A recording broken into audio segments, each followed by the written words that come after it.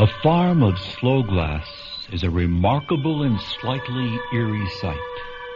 A tranquil, incredibly perfect valley of timeless pine, overlooked by row upon row of the great frames of sloe glass, standing, staring silently, drinking light.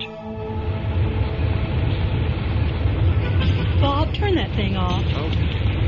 It's bad enough you drag me out here into the country. You don't have to torture me with that radio, too. Sorry, Selina. Maybe this trip wasn't such a good idea after all. Maybe it wasn't. Bad time. Like my pregnancy. For Bob and Selina Garland, love has become little more than a memory.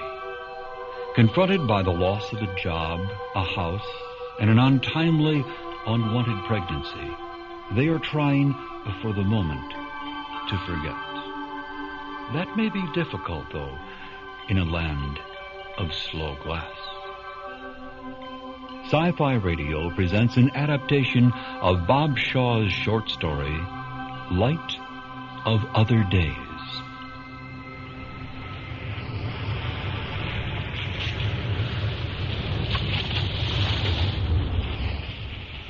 Why have we stopped? Look at that sign. This farmer's got some sloe glass for sale. Let's walk up and take a look. Quality high, prices low. You don't believe that, do you? Well, we're quite a ways out of town. The stuff might be reasonably priced out here. I'm not walking all the way up to that farmhouse because of some stupid little sign tacked on a gatepost. Oh, come on. The exercise might do us some good. We've been driving too long anyway.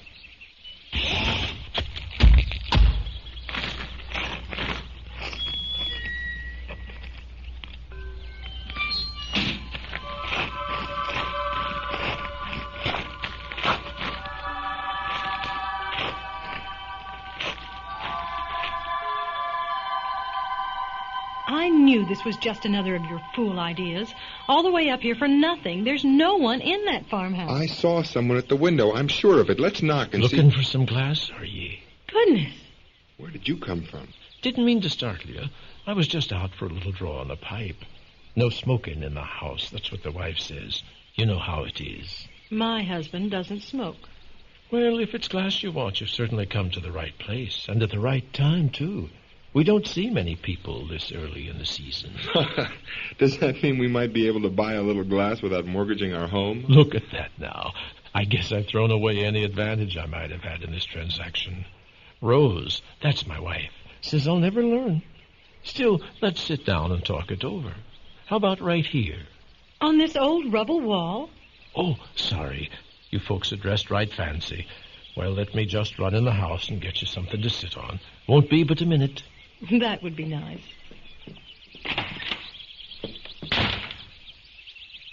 Perhaps it wasn't such a marvelous idea to come up here, but you might at least try to be pleasant to the man.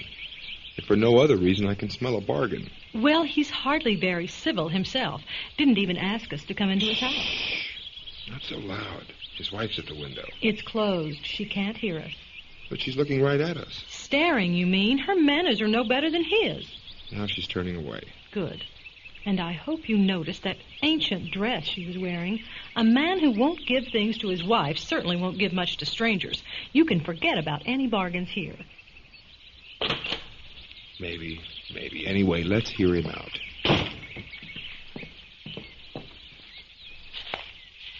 I found this little blanket. It isn't much, but it'll keep that pretty dress of yours from getting dirty.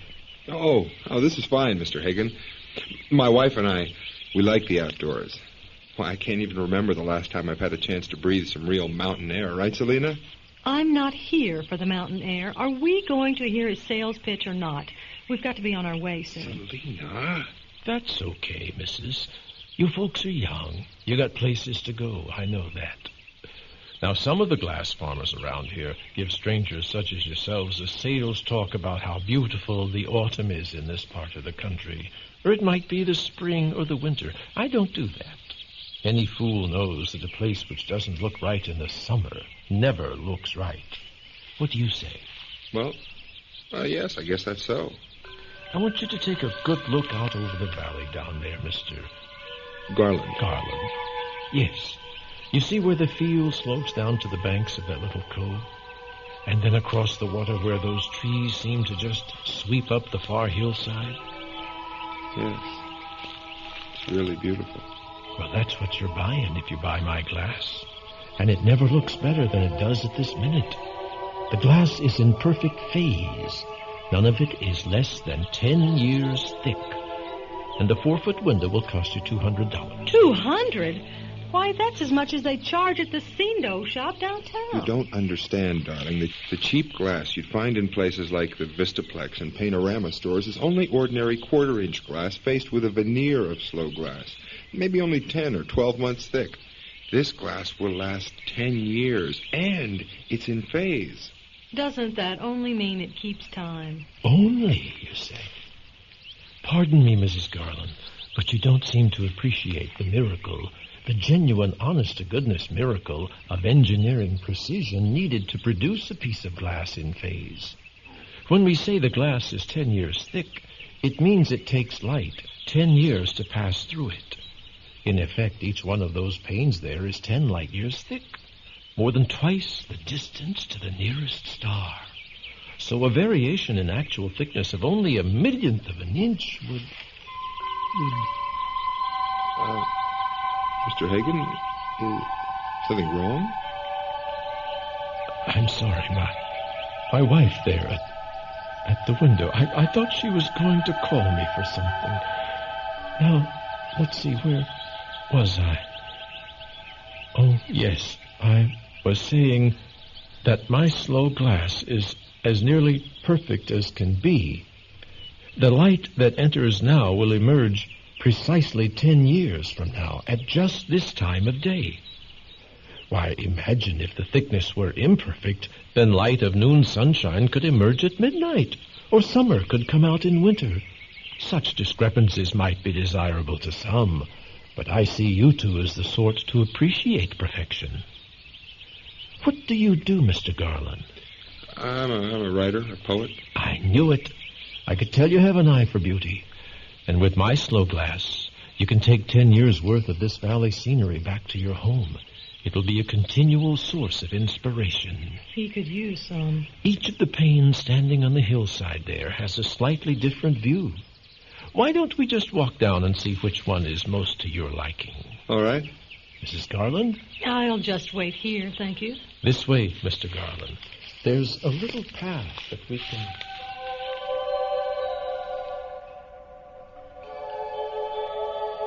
Slow glass. A miracle. That's what Mr. Hagen called it. A proper term for an invention whose principles are far beyond the understanding of all but the most scientific of minds.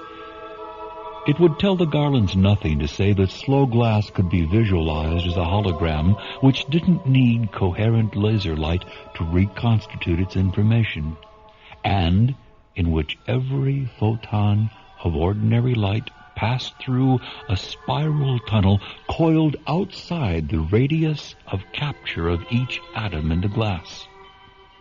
These causes would be incomprehensible, but the effects would be no less wonderful.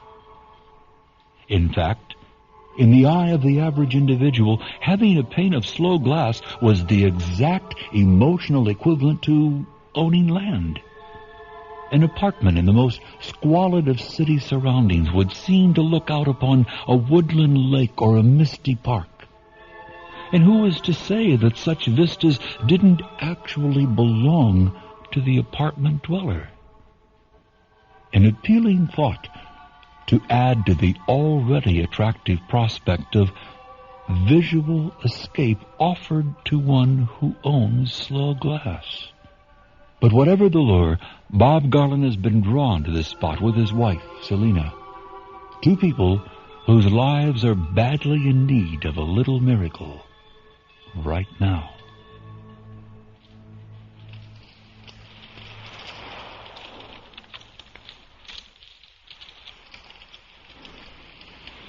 Bob, come on. It's starting to rain. I think you've made a fine choice, Mr. Garland. I'll give you a check now. Can you arrange delivery? Sure, delivery's no problem. But wouldn't you rather take the glass with you today? Well, yes, that would be nice, but it is starting to rain. It'll take no time to wrap it for you, Mr. Garland. I've got a carrying frame just behind the house. You write the check. By the time you've made it out, I'll be back with your glass. Well, all right. I don't see what difference a few more minutes could possibly make. Good. Well, that doesn't surprise me, leaving us standing here in the rain. The least he could have done was invite us inside his house. There can't be so many fools passing through that he can afford to neglect them like this. All right, Selina. Let's move in under the eaves until he gets back.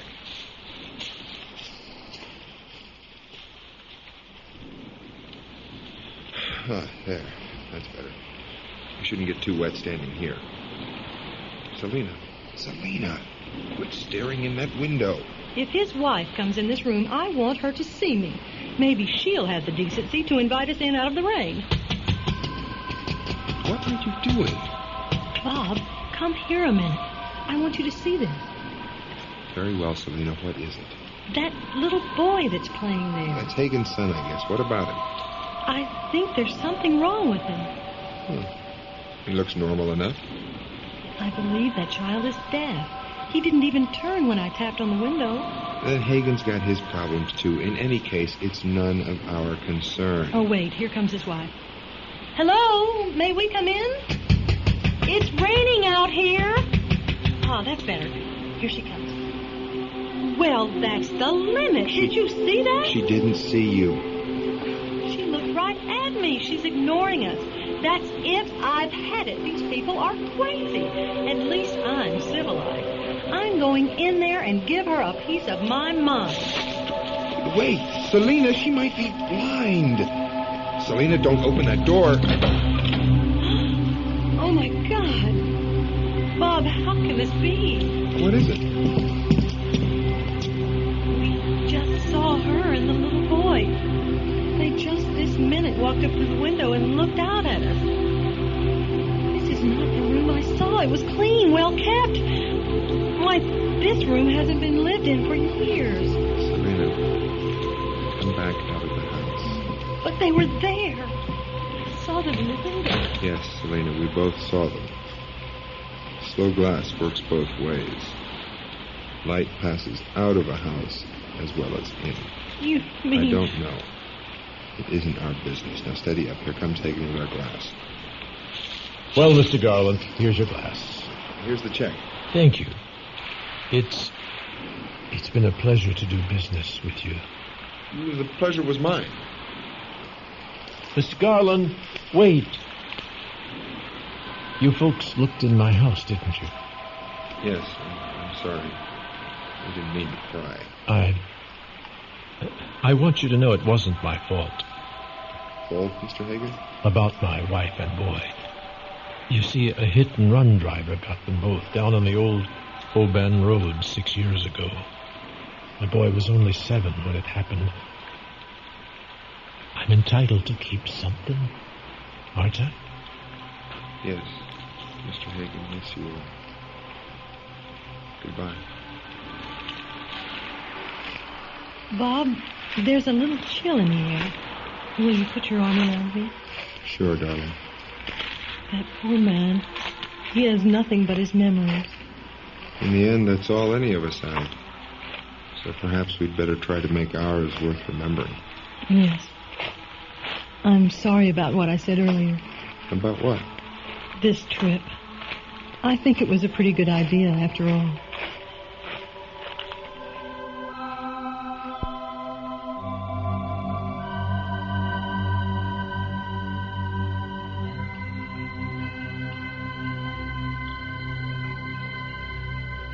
Our cast for Light of Other Days featured John Davies as Bob, Charlotte Taylor as Selina, and Jerry Haynes as Hagen. The original story, Light of Other Days, was written by Bob Shaw and adapted for Sci-Fi Radio by John and Jonathan Williams.